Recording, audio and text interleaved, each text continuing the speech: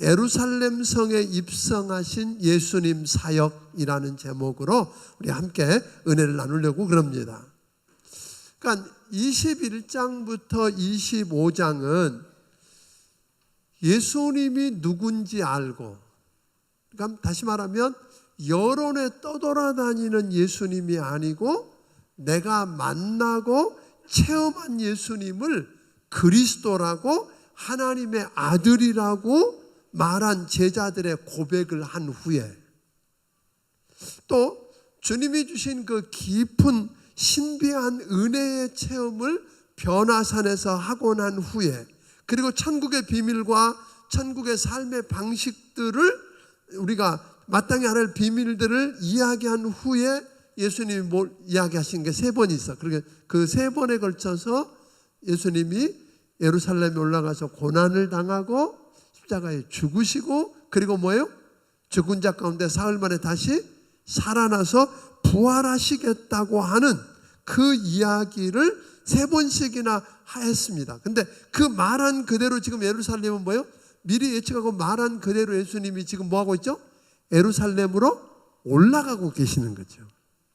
예루살렘에 올라가셔서 어떤 사역을 하셨는지를 이야기해 주는 게 21장부터 25장입니다. 그러니까 예수님은 예루살렘에 한 일주일 정도 머물면서 사역을 하셨고, 또 우리 인간의 죄 문제를 해결하기 위해서 십자가에 죽으시고 부활하시고 제자들에게 할 일을 분부한 것, 이것을 기록한 곳이 21장부터 어디까지일까요? 28장까지인 것을 보게 됩니다.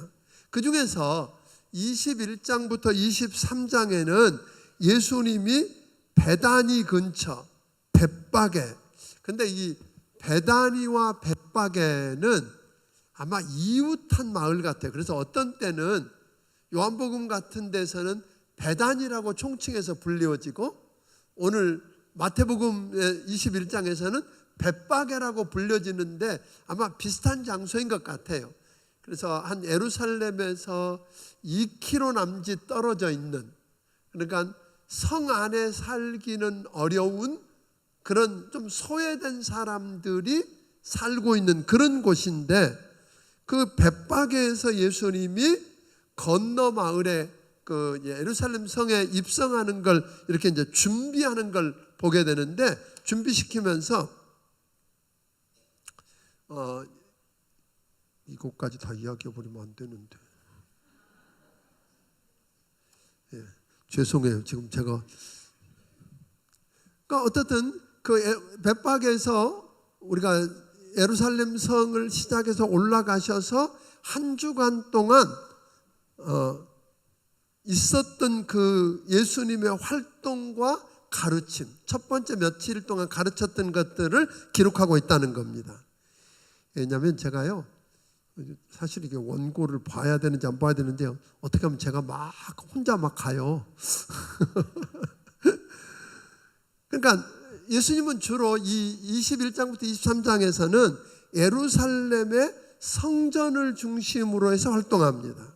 그러니까 그 많은 사람들과 유대 지도자들, 그리고 바리새인과 세리들, 헤롯 당원들 그 많이 모여 있는 곳에서 공개적으로 이야기하고 활동한 사건이 21장부터 23장에 나오고, 24장과 25장은 그 예수님의 오늘 낮에도 이야기했습니다만 예루살렘을 바라보면서 우시면서 예루살렘 성전을 보고 안타까워하면서 그 성전이 뭐 할까요? 돌 위에 돌 하나도 안 남고 다 무너지고 망가질 거라고 하는 이야기를 듣고 제자들이 조용히 다가와서 질문했던, 앞으로 이 성전의 미래가 어떨지, 언제 그런 일이 일어날지, 그리고 예수님이 언제 재림하고 세상의 종말이 올지를 물었을 때 그 물음에 대한 대답으로 이야기한 게 24장과 25장에 등장하는 걸 보게 됩니다.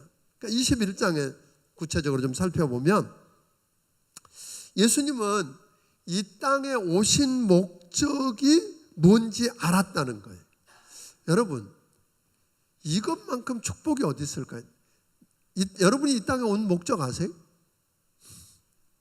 왜 하나님이 여러분을 그렇게 그 모양 그 모습으로 만들어서 이렇게 살게 하셨는지 아시냐는 거예요. 그러니까 예수님은 끊임없이 뭐라고 해요? 인자가 온 것은 하고 이야기하는 걸 보면 예수님은 왜 하늘 보좌를 버리고 이 땅에 오셨는지를 확실하게 알고 계셨던 분이에요.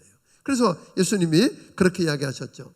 인자가 온 것은 뭐요? 섬김을 받으려 아니라 섬기러 왔고 자기 목숨을 많은 사람의 대속물로 주려 합니다. 그러니까 다시 말하면 예수님은 친히 뭘 위해서?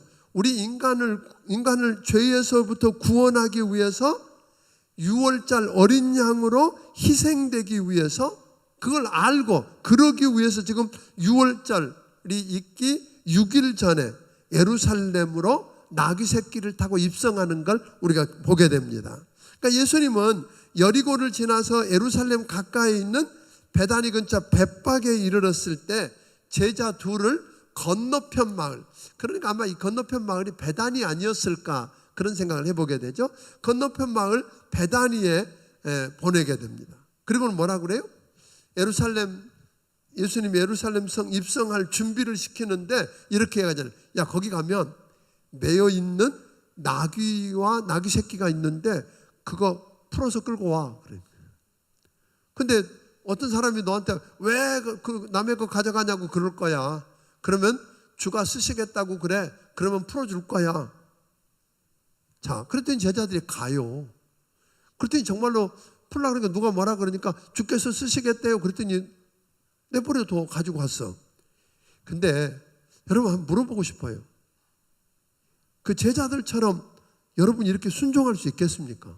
제자들이 어떻게 그렇게 순종할 수 있죠? 저는 제자들이 그때 예수님을 하나님이라고 믿었다는 거예요. 그게 아니면 불가능해요. 예를 들면 제가 여러분들은 지금 제가 이 옆에 있는 라이프 아파트 가면 빨간색 키가 꽂혀 있는 티볼이 있을 거예요. 그거 끌고 오세요.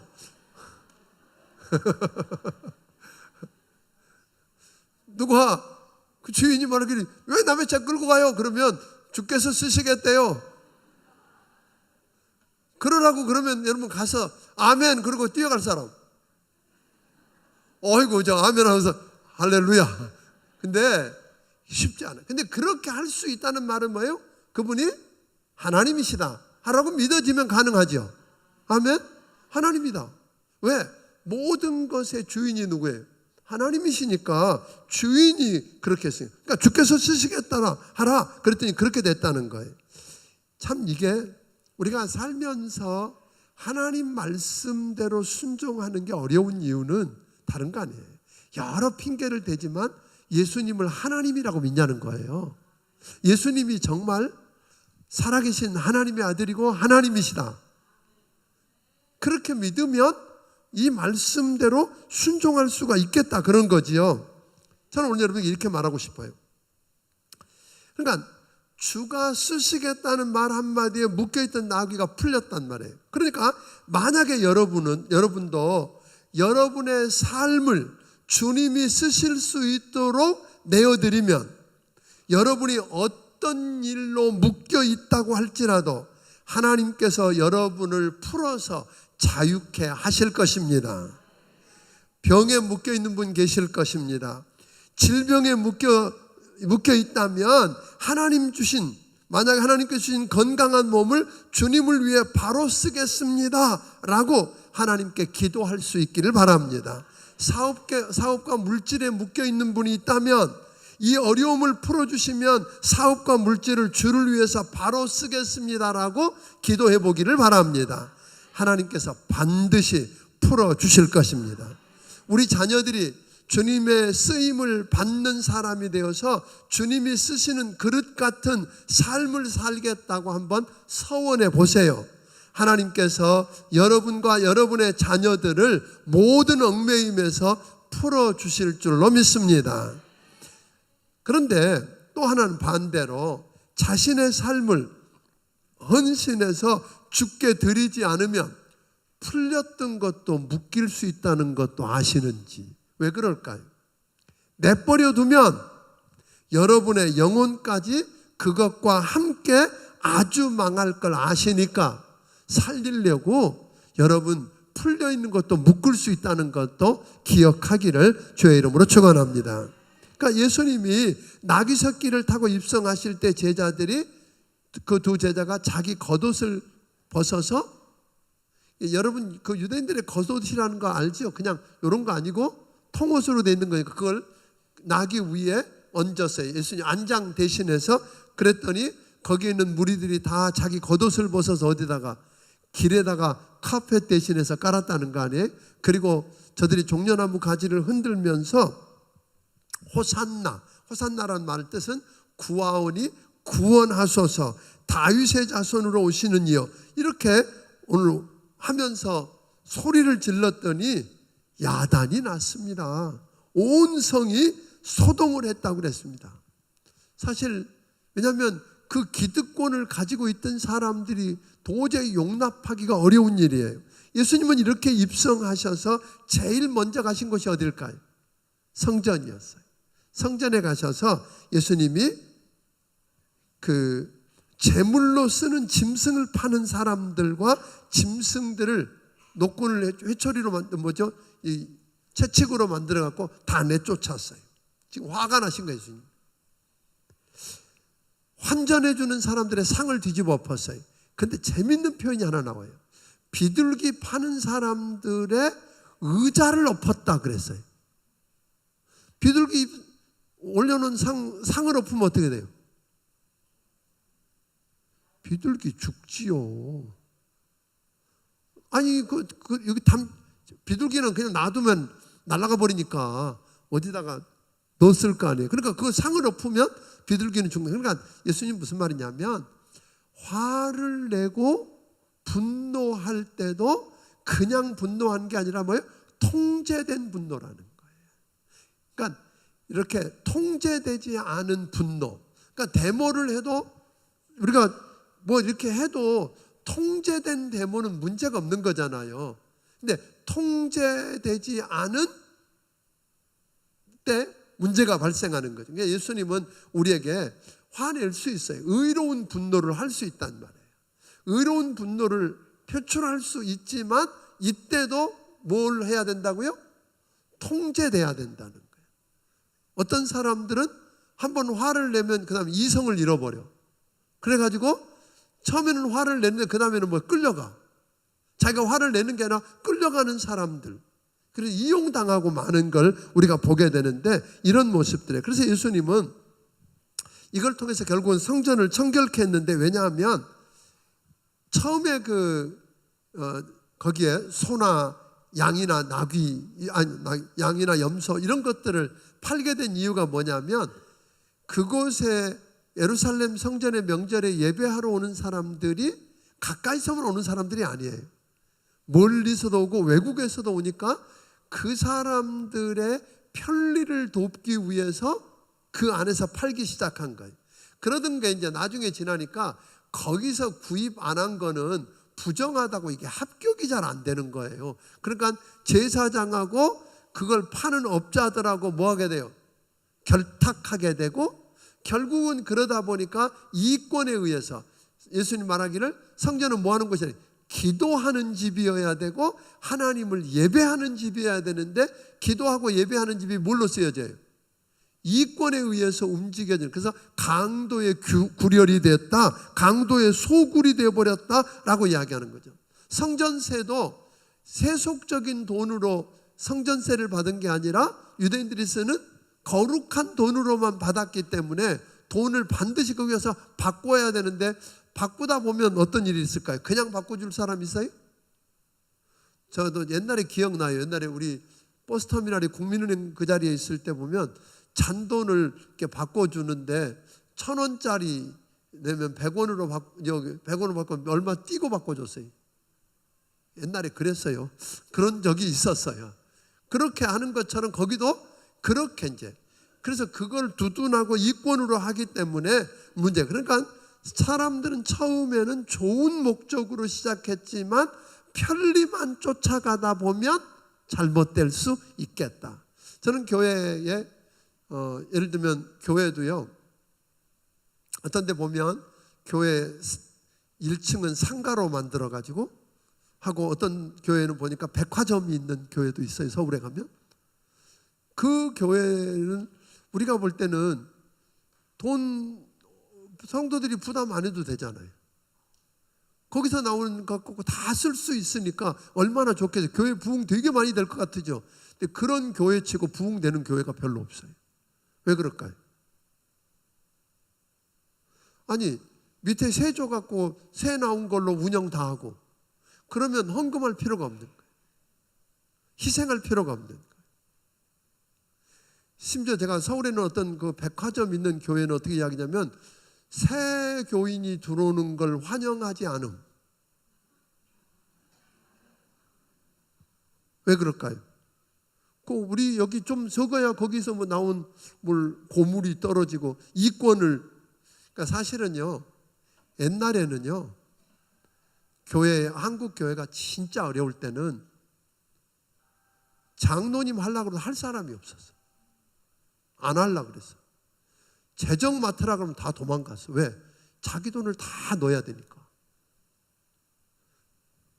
그러니까 그 어려울 때하고 지금은 굉장히 달라졌어요.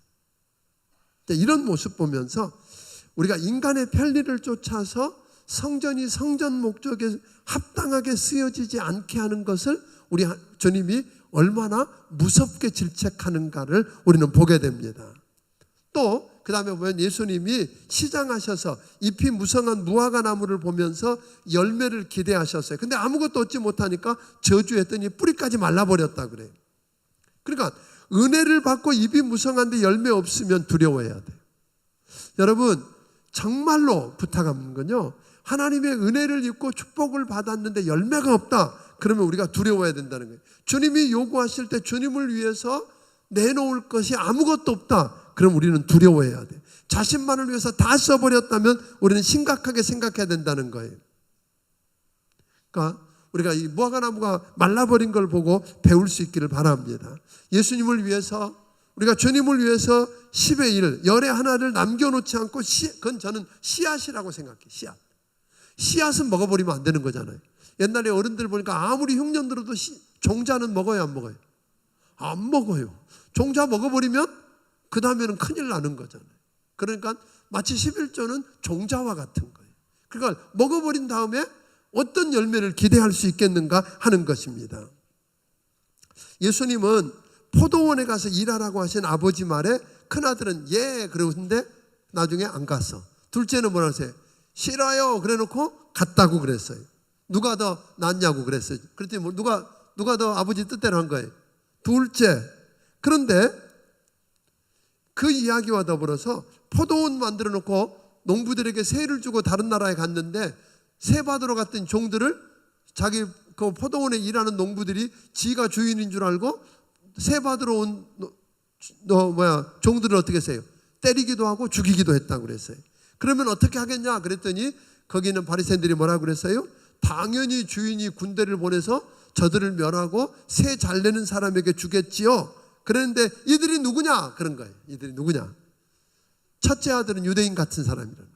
이미 첫째 아들 같았는데 안 하고, 그 다음에 우리가 누구예요? 이방인들인 우리는 안 한다 그랬는데 한 사람이 되었다고 하는 거고, 포도원 주인도 결국 너희가 세 안 내니까 세 잘 내는 이방인에게 주겠다는 거죠. 이런 것들을 통해서 지금 이들은 화가 난 거예요. 저거 보니까 누구 이야기예요? 우리 이야기네? 그리고 예수님을 죽이려고 하는 모습을 보게 되는 겁니다. 자, 그래서 22장에 보면 예수님께서는 천국은 임금의 아들 혼인잔치에다가 비유했는데, 임금이 잔치를 배설하고 사람들을 초청하듯이 천국을 배설해 놓으시고 우리를 천국 혼인잔치의 손님으로 초청하고 계시는 주님을 보게 된다. 우리는 세상을 살다 보면 힘들고 어렵고 고통스러운 일을 만날 수 있어요. 그런데 기억해야 될 것은 새하늘과 새 땅 황금보석으로 꾸며진 천국 잔치를 배설해 놓고 우리를 초청하시는 하나님을 생각해 보면 결국 우리는 실패자 같으나 실패자가 아니고, 그렇죠? 망한 자 같으나 망한 자가 아니고, 패배한 자 같으나 패배가 아니라 승리자라는 거예요. 여러분, 마지막에 여러분과 나를 위해서 우리 주님이 뭐예요? 이 땅을 마치는 날 천국의 잔치 배설해 놓고, 아멘. 집 조금 적어도 괜찮아요. 집 없다고요? 거기 가면 황금보석으로 꾸며진 집, 아멘. 여러분이 사놓지 않은 물건이 가득 있는 곳, 그거 준비해 놓고 기다리신대요. 아멘도 하네.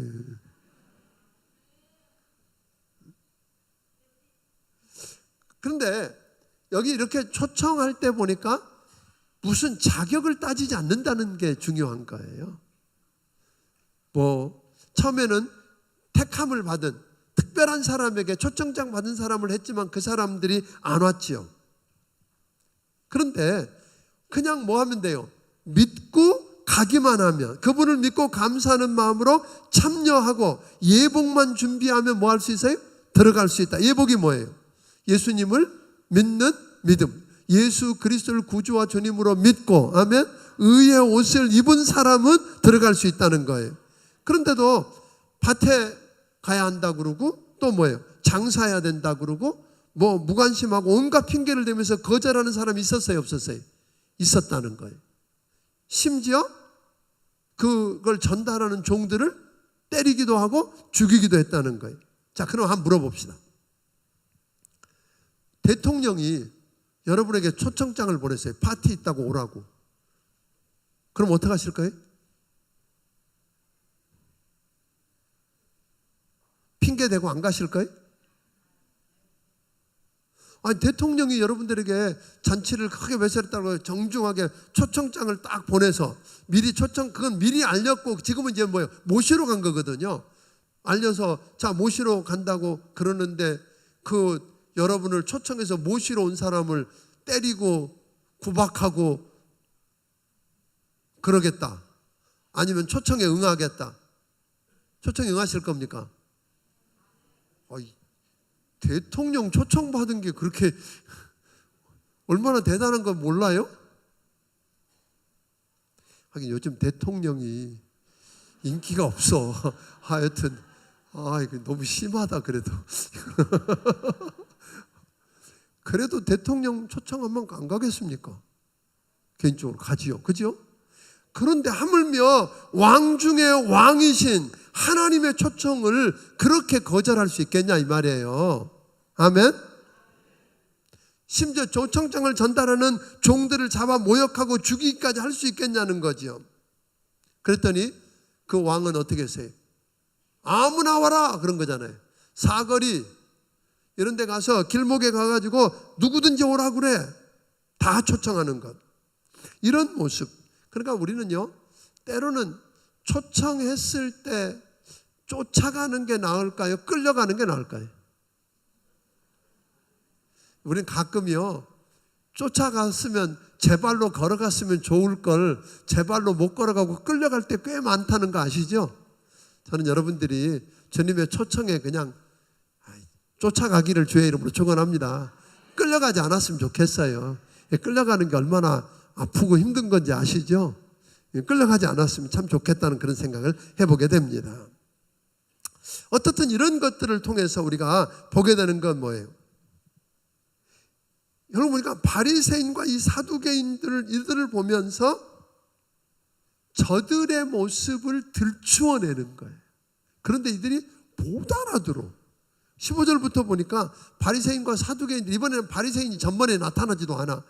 밑에 있는 제자들 시켜가지고 사두개 헤롯 땅하고 함께 와서 함정을 파요.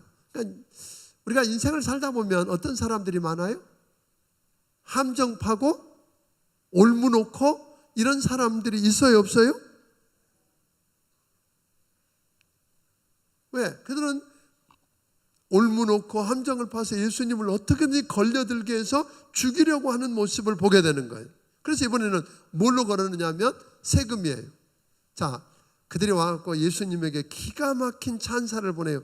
당신은 보통 사람이 아니고 특별한 분이고, 그러니까 이렇게 찬사를 딱 보내놓고 딱 해. 그런데요, 가이사라는 게 로마 황제잖아요.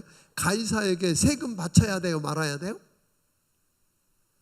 이 말은요, 세금을 바쳐야 된다고 말한다면 그것은 어떤 문제냐면 하나님의 약속하신 하나님이 거룩한 땅 가나안 땅에서 나는 것을 이방인에게 바치라고 하는 말은 종교적인 문제에 걸리는 거예요. 그러니까 이건 누가 지금 올문을 바리새인들이 올문을 딱 걸려고 준비하고 있어요. 만약에 바치지 말라 그러면 정치적인 문제에 걸리는 거예요. 가이사에게 반역죄에 걸려서 헤롯 당원들이 지금 뭐예요? 올문을 당기려고 딱 준비하는 거예요. 그러니까 이래도 걸리고 저래도 걸리는 거예요. 그런 경험 있으세요? 진퇴양 이래도 걸리고 저래도 걸린다. 말 안 하면 된다? 말 안 해갖고 해결될 문제가 아니었어요. 근데 예수님이 어떻게 처리하는가 보세요. 오늘 그들에게 이야기할 때 그 세 바치는 너희들이 세금 내는 동전 하나 갖고 와봐. 그래서 동전을 갖다 드렸더니 예수님이 뭐라 그래요? 거기에 있는 그림이 얼굴 누구 얼굴이야? 가이사 얼굴입니다. 그랬더니 예수님이 가이사의 것은 가이사에게 하나님의 것은 하나님에게 할 말이 없었어요. 이게 참 지혜가 필요한 거예요. 그죠? 그래서 우리 주님은 이런 지혜를 갖고 계신 주님이 우리에게 말씀한 거예요. 너희 가운데 지혜가 부족하거든 꾸짖지 아니하시고 후히 주시는 하나님께 구해라. 아멘. 그러니까 살면서 무대뽀로 사는 게 아니라 지혜롭게 할 줄 아는 어떤 사람은요 말을 조금만 지혜롭게 했으면 괜찮을 건데 말 지혜롭게 생각 안 하고 생각 없이 툭 던진 말 한마디 때문에 어려움 당하는 사람이 되게 많잖아요. 안 그래요? 후회도 하고. 자 이런 거죠. 이번에는 그걸 딱 지켜보던 사두개인들이 너희 그거 못 해내서 내가 나설게. 그리고 사두개인들이 나섰어요. 사두개인들은 사실은 천사도 안 믿고 뭐도 안 믿는다 그랬어요. 부활도 안 믿는다 그랬어요. 눈에 안 보이는 건 안 믿는 거예요. 성법에 그 기록된 성문법, 율법만 모세오경만 믿고 나머지는 안 믿는데 이런 걸 안 믿는다 그랬거든요. 그러니까 이번에는 뭘 가지고 왔어요? 그 유대인들의 형제계대법 뭐냐면 이런 거잖아요. 아들 7이 있었는데 첫째 아들이 결혼해서 아이를 못 낳고 죽으면 그 형수와 둘째가 결혼하는 거예요. 그래서 대를 잇게 하는 거예요. 그 다음에 거기도 애를 못 낳고 죽으면 셋째가 그렇게 해서 7째까지 결혼했다는 거예요. 그러면서 이번에도 꼼짝 못하게 만드는 거예요. 그러면 마지막에 당신들 부활을 이야기하는데 부활 때에 다 부활하면 이 여자는 누구 부인이에요? 첫째하고도 살았고 둘째하고도 살았고 셋째, 넷째, 다섯째, 7째하고 살았고 누구 부인이에요? 라고 물은 거예요. 여러분 뭐라고 대답해야 돼요? 이들은 예수님을 딱 그렇게 걸어놓고 너 잡혔다 이렇게 좀 걸은 거예요. 그때 예수님이 너희가 하나님의 말씀과 하나님의 능력을 무지해서 오늘 무지하다고 모르고 있다고 지적하면서 천국 생활은 육신 생활의 연속이 아니라고 이야기합니다. 부활 때는 육신적인 관계를 초월해서 천사처럼 되는 건데 거기 가면 장가도 안 가고 시집도 안 가고 아멘? 그렇다는 거예요. 그러면서 저들에게 오늘 이야기하거든요. 하나님은 죽은 자의 하나님이 아니라 산 자의 하나님이다 라고 하면서 부활을 믿지 않는 사두개인들을 흔들어 버립니다. 그랬더니 사두개인들이 꼼짝 말 대꾸도 못하고 또 떠났어요. 그랬더니 바리새인들이 또 나타나. 이번엔 이제 율법사를 시켜서 613개의 하라 하는 것과 하지 말라고 하는 법에 663개의 성문법 그리고 그 외에 구전에 있는 법 중에서 어떤 율법이 가장 큽니까? 이것도 다분히 이렇게 말해도 걸리고 이렇게 말해도 걸리게 하려고 그랬는데 예수님은 이걸 한마디로 이야기하셨잖아요.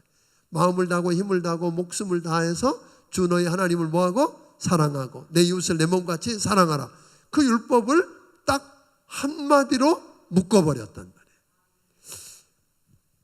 그랬더니 저들은 다시는 예수님께 와서 뭐 했다느더라? 묻지 않았다. 그렇게 이야기합니다. 자, 저는 여기서 이제 이런 생각을 해보게 돼요. 우리 인생은 디딤돌을 놓고 살 수도 있고 뭐 할 수도 있어요. 거침돌을 놓고 올무를 놓고 살 수도 있다는 거예요. 여러분은 한번 가만히 생각해 보세요. 나는 주로 디딤돌을 놓는 사람이다. 아니면 나는 주로 함정을 파는 사람이다. 성향이 그런 사람들이 있어. 성향이, 사람마다 성향이.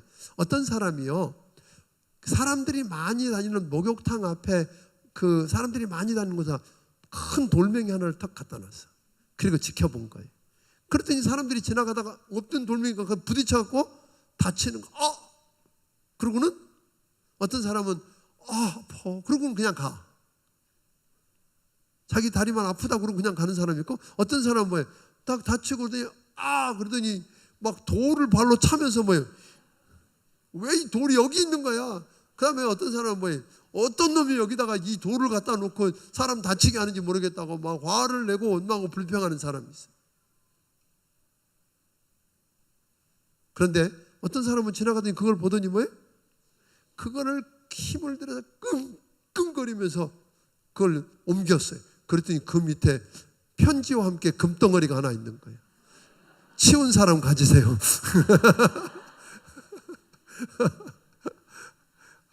그러면 대박인데, 그죠? 어떻든 그러고 보면 우리는, 여러분이 이제 여기서 누군지 생각나세요? 누구예요?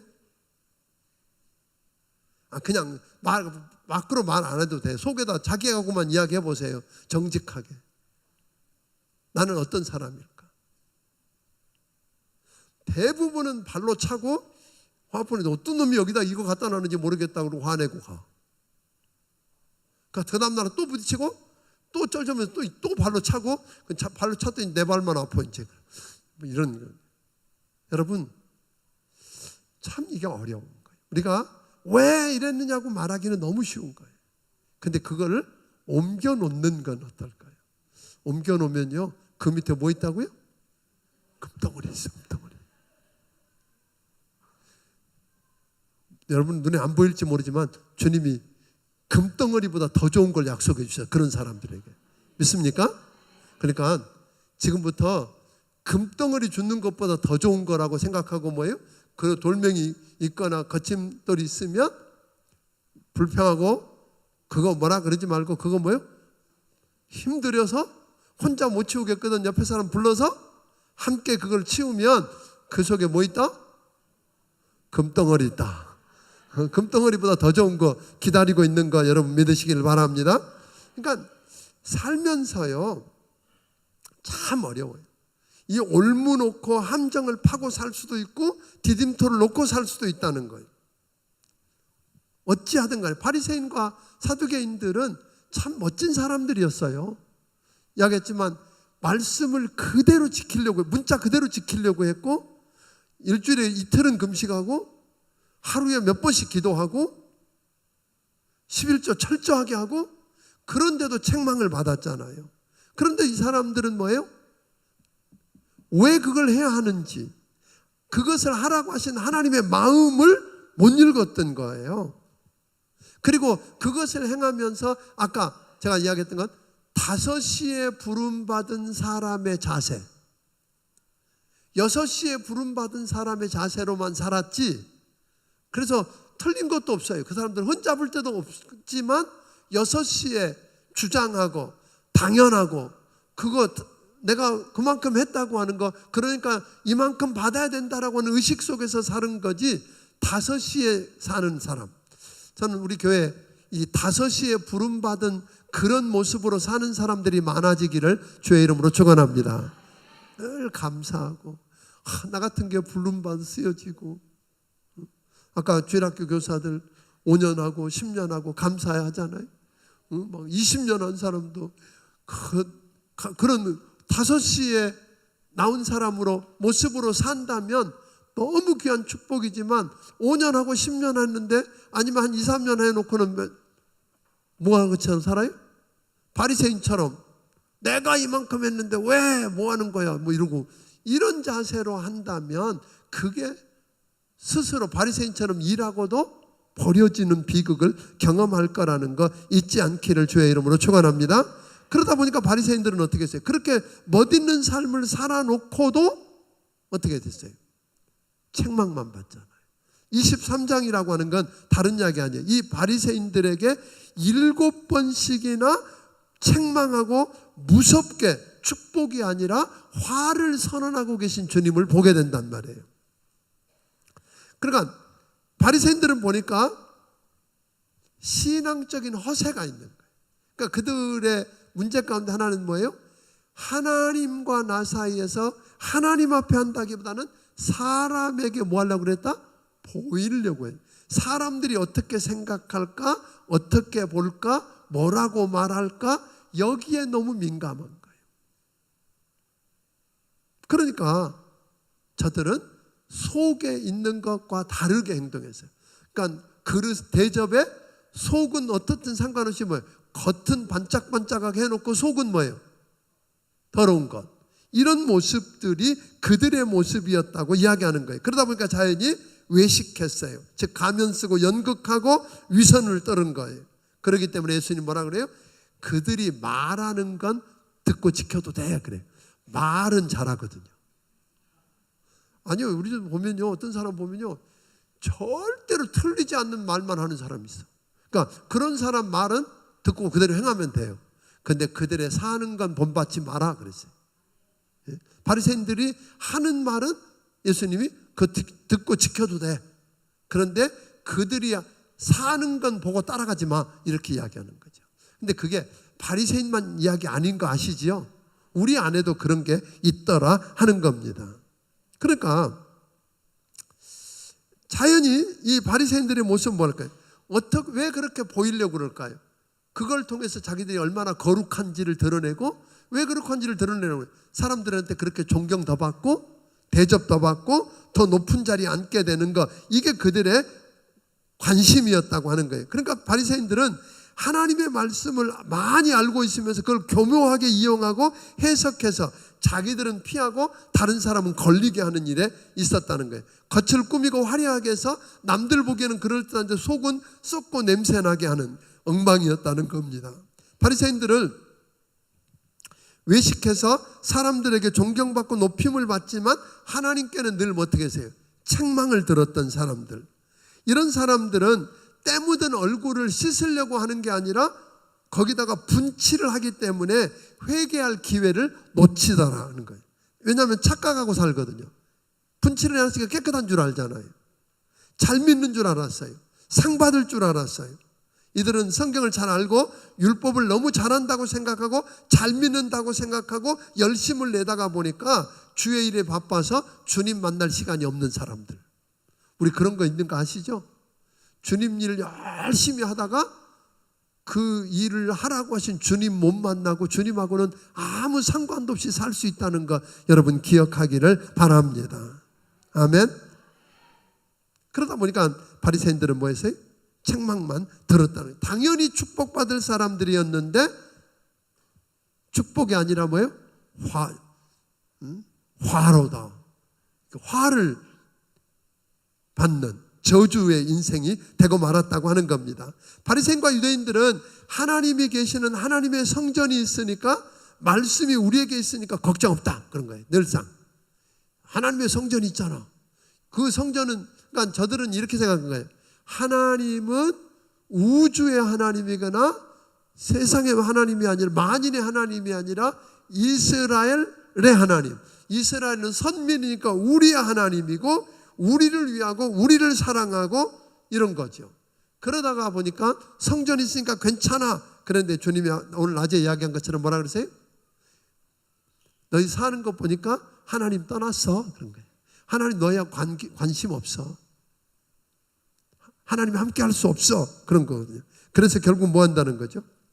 하나님 임재할 수 없어서 이 성을 완전히 돌 위에 돌 하나도 안 남겨놓고 다 뭐 해야겠다?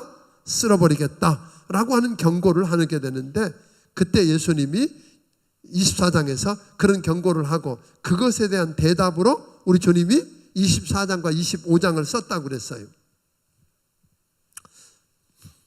자, 그런데 24장에는 예루살렘 성전이 무너지고 유대 민족의 종말에 대한 말씀과 예수님의 재림과 세상의 종말에 대한 이야기가 섞여 있다는 거예요.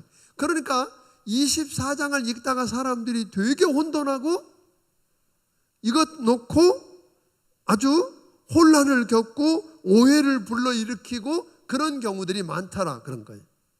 예를 들면 24장 15절부터 22절은 성전이 무너지고 유대인의 종말에 대한 이야기에 대한 이야기고, 23절부터 51절에는 예수님의 재림과 세상의 종말에 대한 말씀인데, 이걸 섞어서 같이 생각하니까 혼돈하니까 서로 예수님 종말과 종말에 대한 이야기를 예루살렘 성의 종말과 묶어놓고 이야기하고 하다 보니까 어려울 수 있다고 하는 겁니다.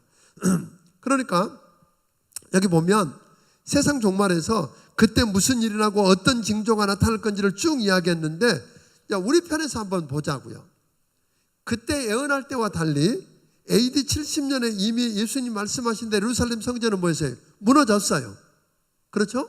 실제로 그때 일어날 일을 우리 주님이 이야기했는데, 그거 듣고, 그러니까 이렇게 여러분들이요, 설교를 듣거나 말씀을 들을 때 이거를 하나님이 내게 주신 말씀으로 듣고 와서 딱 부딪히면 얼른 회개하고 돌이키는 것만 사는 길이에요. 그러니까 주님이 예언했지만 망하지 않을 수 있었어요, 없었어요? 망하지 않을 수 있었어요. 그런데 끝까지 변하지 않는 거예요. 그 돌이키지 않는 거예요. 그거 나하고 상관없는 말씀으로 치우쳐 놓는 거예요. 그러다 보니까 결국 그 예루살렘 성이 말씀대로 무너졌던 것처럼, 지금 더디인 것 같지만 예수님의 재림과 세상의 종말에 관한 이야기도 주님 말씀한 대로 된다 안 된다? 된다는 거죠. 하나 말씀대로 이루어진 걸 보면 예수님의 재림하실 때 일어날 징조와 그때 있을 일들이 그대로 일어날 거다 하는 거죠. 그러니까 우리 주님의 재림과 세상의 종말을 언제 어느 시대에 온다고 우리 주님 알려줬어요, 안 알려줬어요? 안 알려줬다는 거예요. 오늘 낮에 이야기한 것처럼 그걸 아는 게 신령하고 지혜로운 게 아니라, 그거 아는 게 지혜롭고 신령한 거 아니에요? 뭐가 지혜로운 거예요? 언제 올지는 모르지만 오늘 오셔도 언제 오셔도 그분을 만날 수 있도록 깨어서 준비하는 사람이 지혜로운 사람이라는 거잖아요. 그런 의식을 여러분이 갖기를 바랍니다. 그러니까 지혜로운 사람은 답안지 훔쳐다가 100점 맞는 게 지혜로운 사람이 아니라 뭐예요? 깨어서 열심히 시험 준비해가지고 언제 시험 봐도 답안을 제대로 쓸 수 있도록 준비한 사람이 지혜로운 사람이죠. 실력 있는 사람이고, 그런 이야기라는 걸 우리가 알았으면 좋겠습니다. 마지막 때가 되면 6절부터 10절, 12절부터 13절에 보면 믿는 자에게 환난이 오고, 즉 지진과 기근, 난리와 난리, 예수님 이름 때문에 미움받고 고난당하고 불법이 성하고, 그 다음에 5절, 11절, 23절부터 28절에 보면 거짓 선지자와 적그리스도가 많이 나타나서 여러분과 나를 미혹하고, 이런 상황 속에서 끝까지 견디는 자가 구원을 얻는다 그랬단 말이에요. 그러니까 환난이 올 거예요. 전쟁과 전쟁, 지진, 여러분들이 믿음을 지키고 가면, 믿음대로 살고 말씀대로 살면 손해를 너무 많이 보고 어려울 때가 올 거라는 거예요. 그래도 끝까지 견디는 자는 뭐한다? 구원을 얻으리라. 그런데 언제가 끝이 온다고요? 천국 복음이 모든 민족에게 전파되면. 근데 점점 복음이 전해지고 있는 거 아시죠? 옛날보다 훨씬 더 많이 전해졌고, 어떤 사람들 이야기하기를 지구가 만들어진 지 시간이 흐르면 흐를수록 딱딱해지니까 지진도 덜 일어나고 화산도 덜 일어나야 된다는데 지금 더 일어나고 있는 거 여러분 아시죠? 그런 거 보면 전쟁도 더 많이 일어나고 있고, 이런 것들을 보면 여러 증상을 볼 때 마지막 때가 가까우고 있는 것만은 틀림이 없다. 그러니까 오늘 여러분, 주님이 조만간 주님의 호령과 천사장의 나팔 소리를 내면서 오늘 예수 믿고 구원받은 사람을 구원해내고 세상을 심판하기 위해서 다시 오실 그 주님을 맞을 준비를 여러분 하게 되기를 주의 이름으로 축원합니다. 그러니까 우리가 잘 믿는다고 하는 건요, 뭐 징조가 어떠냐 징조 연구하고 뭐 때를 연구하고 그럴 거 있어요 없어요? 그럴 거 없어요. 주님이, 그러니까 어떤 분의 이야기처럼 주님이 내일 오실 것처럼 기도하고 천년 후에 오실 것처럼 일하고. 아멘. 그러니까 주님이 당장 오실 것처럼 기도하고 준비하고, 그러나 주님이 앞으로 천년 후에 오실 것처럼 뭐예요? 성실하게 살고. 이게 오늘 여러분과 내가 해야 할 지혜로운 모습이란 말이에요. 살되 어떤 자세? 요즘 계속 이야기했는데 5시에 부름받은 사람 같은 자세, 그런 태도. 다시 물어봅니다. 여러분 안에 5시에 부름받은 것 같은 감격이 있으세요? 감사가 있으세요? 여러분 일할 때 왜 이런 건 맨날 나한테만 하래, 도대체 교회는 뭐 하는 거야? 이러면서 하는 게 아니라 내 같은 걸 불러서 구원해 주시고 여기 보내서 이 일을 하게 하시다니 하나님 아멘. 이걸 통해서 나를 다듬어 가시고 만들어 가시는 하나님 아멘. 이거 생각합니다.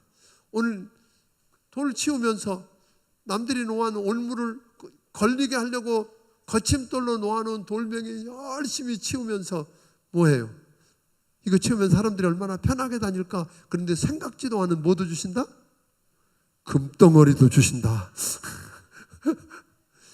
돌 치울 때마다 거기 밑에 금덩어리 있나 없나부터 먼저 보시지 않을까?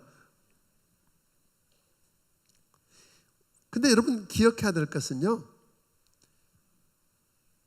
성경 보니까 두 사람이 함께 일하다가 한 사람 들림받고 한 사람은 남고, 두 사람이 함께 맷돌질하다가 한 사람은 남고 한 사람은 가고.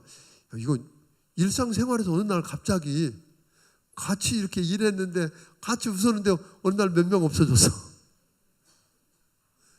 사라졌다고 찾으러 가지 마요. 울어야 돼요 그때는. 근데 그때는 기회가 없다는 거예요. 오늘 깨워서 준비하는 건 오늘밖에 없다는 거예요. 그러니까 오늘 깨워서 준비하지 않으면 기회가 없다는 거 여러분 아시고, 오늘 여러분 깨워서 준비함으로 버림받지 않게 되기를 주의 이름으로 축원합니다. 25장을 봅니다. 25장에는 오늘 낮에 열처녀 비유 이야기했었어요. 더 이야기하지 않습니다. 14장, 그러니까 열처녀 비유에서는 뭐예요? 주님이 재림하실 때 어떻게 그분을 맞을 준비를 하겠는가 하는 이야기라면, 14절부터 30절 달란트 비유를 통해서 주님이 우리에게 능력에 맞게 은사와 재능과 재물과 이 모든 걸 맡겨주셨는데, 청지기로서 합당한 자세로 합당한 태도를 가지고 살다가 주님 재림하셨을 때 어떻게 결산할 준비를 하겠는가. 여러분, 우리는 반드시 하나님 앞에 갈 때 결산해야 됩니다. 진짜입니다. 청지기로 어떻게 살았는지 결산해야만 합니다. 이 결산을 어떻게 할지를 여러분들이 미리 준비하는 것이고, 마지막 31절부터 46절에 보면 예수님이 공중 재림할 때 예수 믿고 구원받은 사람은 낮에도 이야기했어요. 어떻게 한다 그러세요? 예수 믿고 구원받은 사람은 들림받아요. 그렇죠? 먼저 죽은 자들이, 그러니까 예수 믿고 먼저 죽었다고 그거 큰 불행인 것처럼 이야기하지만 괜찮아요. 여러분이 먼저 들림받는 거예요. 순서가 먼저예요. 죽은 사람이. 그러니까 예수 믿고 구원받고 예수 안에서 죽은 사람이 부활해서, 첫째 부활이죠. 부활해서 들림받고, 그 다음에 예수 믿고 구원받은 여러분과 내가 변화되어서 들림받고, 공중에서 어린 양의 혼인잔치에 참여해. 예수님과 어린 양의 혼인잔치에 참여하고, 그리고 난 다음에 그리스도의 심판, 여러분과 내가 행한 대로 공력에 따라서 뭐예요? 상을 받게 될 거예요. 어떤 사람은 면류관 서고, 어떤 부흥사는 어떤 사람은 개털 모자 쓰고. 구원은 받았지만 부끄러운 구원 받아서 이제 그럴 거고, 그 끝나고 나면 우리 주님과 함께 왕노릇 하다가 나중에 뭐 하게 돼요? 나중에 하나님이 백보자의 심판을 해요. 마지막 그때는 둘째 부활이라고 해요. 안 믿는 사람도 다 부활하는 거예요. 다 부활해서 양과 염소를 가른다 그랬어요. 양은 하나님이 지어놓으신 천국으로, 영원한 생명으로, 그 다음에 염소는 어디로? 지옥으로, 영원한 지옥, 영벌로 이렇게 나누어지게 될 거예요. 그런데 그 나눌 때에 우리 주님 그렇게 하잖아요. 우리가 어떻게 살아야, 마지막을 어떻게 살아야 되냐면 지극히 작은 소자 하나를 누구에게 하듯? 주님께 하듯. 어떤 그 이야기해 봤더니 그런 이야기를 해요. 마틴이라고 하는 군인이 있었어.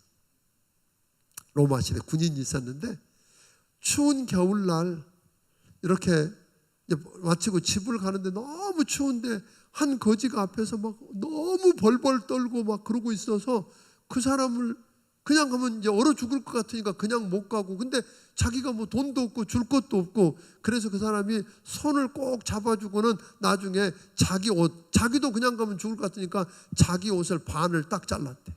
그래가지고 반절을 그 사람 입히고 자기는 반절 입고 집에 갔다는 거잖아요. 근데 그날 밤에 꿈을 꾸었는데 누가 나타났어요? 자기 반절 옷 입고 나타난 주님이 나타나셔서. 아멘. 너무 귀해서. 그러니까 지극히 작은 소자 하나에게 한 것을 주님 뭐라 해요? 내게 한 거다 그랬다면, 지극히 적은 소자 하나에게 하지 않은 것은 누구에게 안 한 거다? 내게 안 한 거다. 내가 줄일 때 먹을 걸 주었고, 내가 목마를 때 마실 걸 주었고, 내가 헐벗을 때 입을 것 주었고. 근데 그 사람 그랬잖아요. 언제요? 제가 언제 주님께? 네가 지극히 적은 소자에게 한 것이 곧 누구에게 했다? 내게 한 거다. 오늘 여러분, 우리가 작은 소자라고 무시하면 안 돼. 못 가졌다고, 못 배웠다고, 힘없다고, 가난하다고 무시하고 함부로 하면 절대로 안 돼. 그분이 누구일 수 있다? 주님일 수 있어요. 우리가 힘 있는 사람한테 잘해주는 건요, 다 받은 거예요.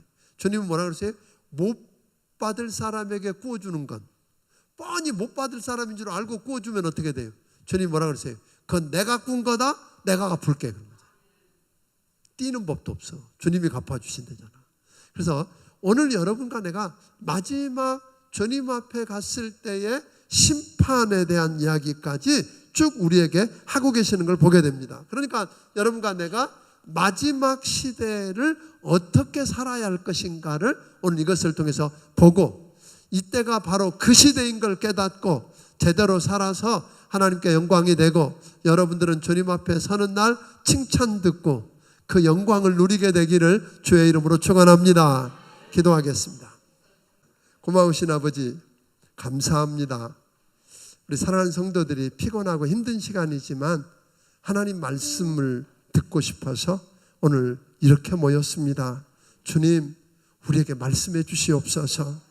그래서 그 말씀 때문에 마지막 시대를 하나님이 원하는 방법으로, 원하는 자세로 바로 살아서 칭찬 듣고 하나님의 영광에 나아가는 축복을 다 누리게 하여 주옵소서. 예수님 이름으로 기도합니다. 아멘.